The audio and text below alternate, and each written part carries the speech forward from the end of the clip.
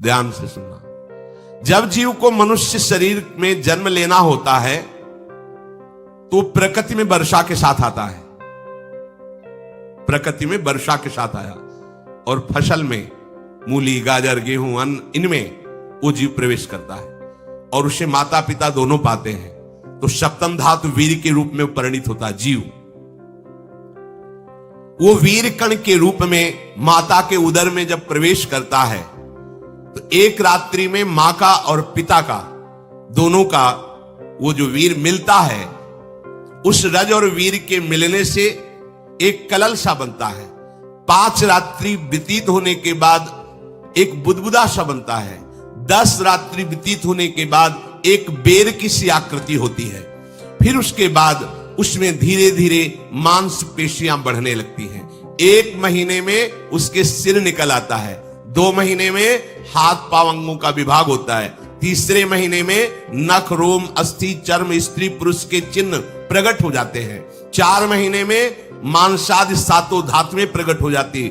5वें महीने में चेतना जागृत हो जाती है। जैसे अपने चेतना, ऐसे 5वें महीने में गर्भस्थ शिशु की चेतना जागृत हो गई। जीव है पर चेतना 5 महीने बाद मां के गर्भ में जागृत। अब उसे भूख लगती है, प्यास लगती है, वहां की तापमयी जलन, पीड़ा, छोटे छोटे कीड़ों के द्वारा काटना।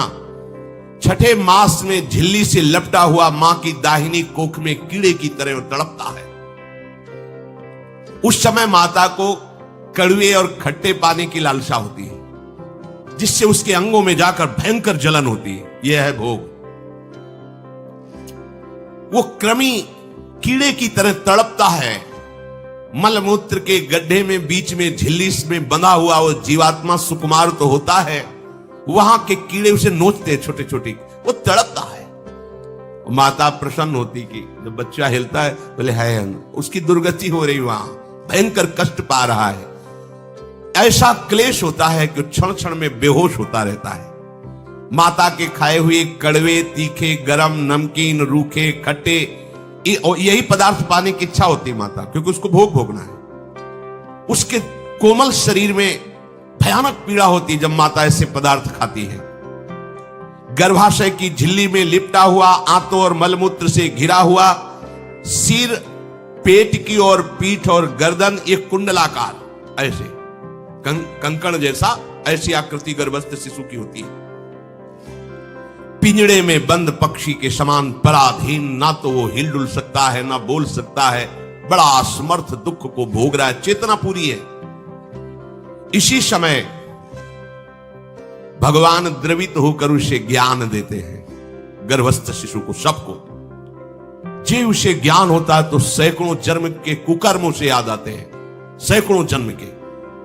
ओहो, ये मेरे कर्म का ही फल, मैंने ऐसे कर्म किए इसलिए दुख भोग रहा हूं। बेचैन हो जाता है, कैसे निपट पाऊंगा, सैकड़ों जन्म के कर्म जमा है। अब महान अशांति उसके हृदय में, उस शरीर में भयंकर पीड़ा। कुंडलाकार शरीर है, हिल भी नहीं सकता है, बस कीड़े काटते, बड़ी तड़पन, बड़ी जलन, भूख प्यास की जलन। अब एक और भयानक जलन हुई, उसे स्मरण हो जाता है कई जन्मों के, सैकड़ों जन्मों के पाप कर्मों का।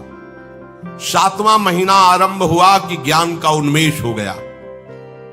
अब प्रसूति वायु उसे चला रही है, तड़पता है वो। सप्त धातु में स्थूल शरीर से बंधा हुआ वो जीव भयभीत होकर के पुकारता है, अगर कोई भगवान है तो एक बार मुझे यहां से निकाल दे।